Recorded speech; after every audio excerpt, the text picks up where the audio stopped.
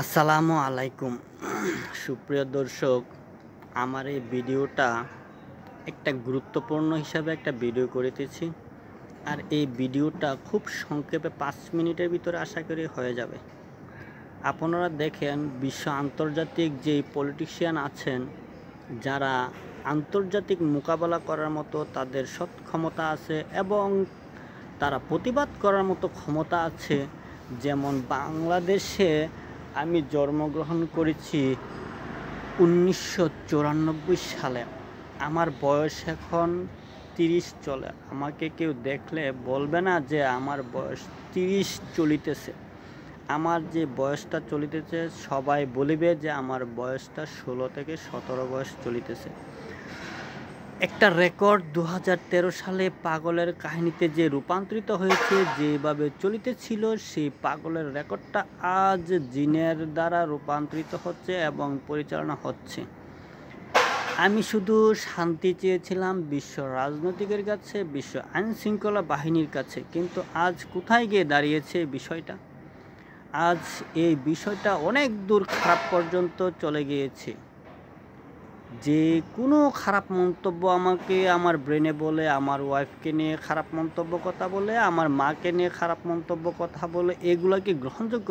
আরে ভাই, আমি অন্যায় করেছি, আমাকে তুমি গালমন্দ কথা বলো বা খারাপ মন্তব্য আমাকে বলতে পারো, আমার ওয়াইফকে কেন বলিবে বা আমার মাকে কেন নিয়ে বলিবে? আমার গর্ভধারণী মাকে নিয়ে বলার কোনো অধিকার নেই। আমার 2টা মেয়ে সন্তান আছে, 2টা কন্যা সন্তান আছে, তাদের নিষ্পাপ, একটা 4 বছর চলে, একটা 5 মাস রানিং চলিতেছে। এই 2টা নিষ্পাপ মেয়েকে নিয়ে কেন খারাপ মন্তব্য কথা বলিবে? সবাই একদিন শিশুকাল ছিল। একটা শিশু বাচ্চাকে কেউ কখনো কোনো খারাপ মন্তব্য কথা বলিতে পারে না, সেটা বলা গ্রহণযোগ্য নয়। সবাই একদিন বাবা হবে, সবাই একদিন মা হবে, সে চিন্তাটুকু কারোর মাথার মধ্যে নলেজ নেই। যে যা পারতেছে সে তাই খারাপ মন্তব্য কথা বলিতেছে। এগুলা কি এরকম বিষয়? আমার জীবনটা কি সিকিউরিটিতেই যাবে? আমি কি সিকিউরিটি করে জীবন পার করিব? আমার একটা সুন্দর জীবন আছে, আমার মেয়েদের একটা ভবিষ্যৎ আছে, তারা দিন দিন বড় হচ্ছে, তাদের স্বাবলম্বী হওয়ার একটা জীবন আছে, তাদের ইনকামও তো একটা বিষয় আছে, যে তারা যে লেখাপড়া করবে, তাদের পোশাক পরিধান, খাওয়া দাওয়া, তাদের যে চলাফেরা, যে টাকা খরচ হবে, তাও তো আমি বহন করিতে পারতেছি না।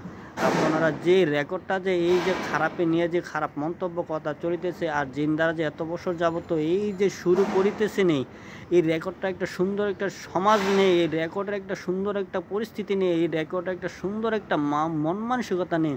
কেন? আপনাদের কোথায় দুর্বলতা? আমি মুসলিম বিশ্বকে বলবো, হিন্দু বিশ্বকে বলবো, যে ধর্মের 2 ধর্মের জিন আছে তাদেরকে বলিব, দয়া করে আপনারা আগে রাজনীতির আলোচনা না করে এই বিষয়টা একটা শান্তির পর্যায়ে যান। যেই নিয়মে ভালো হবে, যেই পরিস্থিতিতে ভালো হবে, সেই বিষয়টা আগে পর্যাপ্ত আলোচনা করুন। যে না, এই বিষয়টা আমরা এই নিয়মে আলোচনা করিলে যে এই বিষয়টা পরিস্থিতি সুন্দর হবে এবং সুন্দর একটা জীবন আসবে মানুষের জীবনে, সেই পরিস্থিতি নিয়ে আলোচনা করুন। আপনারা এই বিষয় নিয়ে কোনো আলোচনা নেই। আপনাদের আছে শুধু আমি জিন দ্বারা কি ইনকাম করিব, আমার লোক একজন কিভাবে জিন দ্বারা ইনকাম করে সে স্বাবলম্বী হবে, ওই চিন্তাটুকু যখন আপনারা করেন, আমিও চিন্তা করিতে পারি, আমারও মেয়ে সন্তান আছে, আমার পরিবার আছে, যে আমিও কিভাবে 2টা টাকা ইনকাম বেশি করিব, আমি কিভাবে হাজার হাজার টাকা ইনকাম বেশি করিব, আমি খাওয়া দাওয়া করে আমার পরিবারের সঞ্চয় তাদের বহন করে কিভাবে টাকা ইনকাম করে রাখতে পারবো, সেই চিন্তাটুকু আমারও আছে। এরকম তো সবাই জীবন পার করে।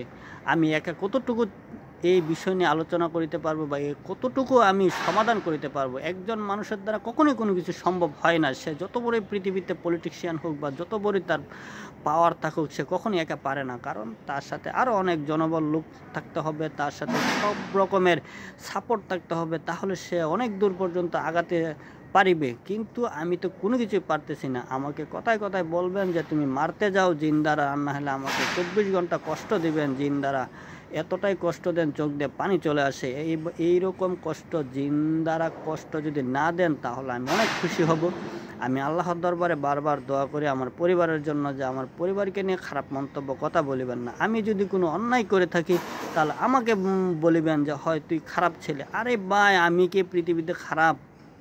এই পৃথিবীতে খারাপ বলতে মানুষের অভাব নেই। আমি যদি আপনাদের কারণে গরিব হয়ে যেতে হয়, তাহলে আর বাকি যে খারাপগুলো আছে তারা কেন গরিব হচ্ছে না? শুধু আমার প্রতি কেন এত হিংস্র হয়ে আছেন আপনারা? এই দুনিয়া থেকে রাষ্ট্রপ্রধান, বড় বড় রাষ্ট্রপ্রধান কি কম আছে? তাহলে আমাকে কেন এত কষ্ট দিচ্ছেন? আমার প্রতি এত আপনারা হিংসা কেন? আমার প্রতি হিংসা কেন? আমি কি আপনাদেরকে কোনো কষ্ট দিয়েছি? না, আমি আপনাদেরকে কষ্ট দিতেছি।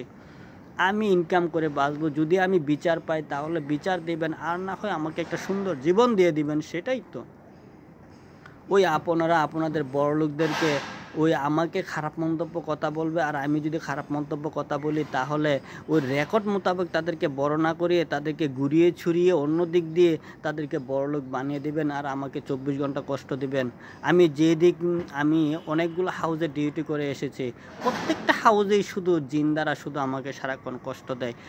একটা মানুষের অঙ্গ প্রত্যঙ্গের সবচাইতে বড়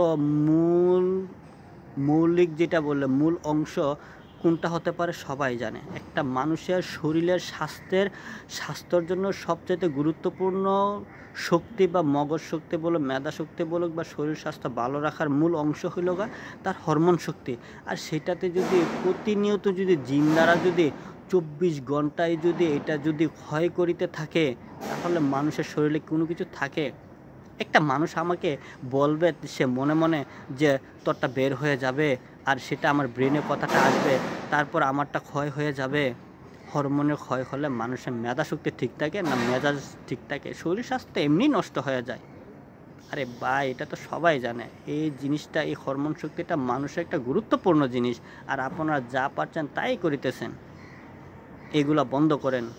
মানুষ এতটা নোংরা হয়ে গিয়েছে, এই দুই ধর্মের জিন, যারা পবিত্র মানুষ জিন ছাড়িতে পারেন, তারা যে কতটা দুর্গন্ধ হয়ে গিয়েছে, তারা যে কতটা অভিশপ্ত হয়ে গিয়েছে। জিন দ্বারা একটা মানুষকে বললেই তার হরমোন শক্তি ক্ষয় হয়ে যাবে, আর শরীর শুকিয়ে যাবে, আর সারা হাড্ডি অঙ্গ প্রত্যঙ্গ হাড়মার সব জ্বালা পোড়া শুরু করবে, পচা গন্ধ বের হবে শরীরের থেকে, মগজ থেকে পচা গন্ধ বের হবে। এগুলা কি কোনো মানুষের নিয়ম নীতি? আপনারা ভালো হন। আপনারা ভালো না হতে পারলে আমাকে ভালো হতে দেন। আপনারা কতটুকু বিষয় দুনিয়াটা জেনে গেছে, পাবলিক জেনে গেছে যে একটা মানুষ বিচার চায়, দুনিয়া আন্তর্জাতিক রাষ্ট্রপ্রধানরা একটা বিচার দিতে পারে না, এবং তাকে শান্তি দেওয়ার মতো ক্ষমতা নেই। আপনারা রাজনীতি করেন কেন? যে আমাকে শান্তি দিতে পারবেন না? বা তাহলে রাজনীতি কিসের জন্য করেন? মানুষ রাজনীতি করে, একটা মানুষ যদি বিপদগ্রস্ত অবস্থায় পড়ে যায় তাকে শান্তি দিতে হবে, তার হয়ে কথা বলতে হবে। আপনারা তো এরকম কোনো কিছুই নেই, আপনারা তো ওইরকম মেধা শক্তি নেই, ওইরকম মন মানসিকতা নেই। তাহলে কিসের জন্য রাজনীতি করেন? কিসের জন্য আইন ডিপার্টমেন্ট রয়েছে? কিসের জন্য বিচার বিভাগ রয়ে গেছে? কিসের জন্য সমাজ কাকে বলে? সমাজ তো সেটাই বলে যে সমাজ নিয়ে মানুষ সুন্দরভাবে বসবাস করতে পারবে, সুন্দর একটা নিয়ম পরিচালনা করতে পারবে, সেটা কি সমাজ বলে? আপনারা তো কোনোটার কিছু বিষয়ে আপনারা ধারণা নেই। আপনারা কি কলম দ্বারা শুধু লিখতে পারলে কি রাজনীতিবিদ হয়ে যান, না নিজের শিক্ষা মেধা অর্জন করে রাজনীতিবিদ হয়েছেন? সবাই তো শিক্ষা মেধা নিয়ে এসে এই রাজনীতিবিদ হয়েছে, তাই না? তাহলে আমার সাথে কেন নোংরামি খেলতেছেন?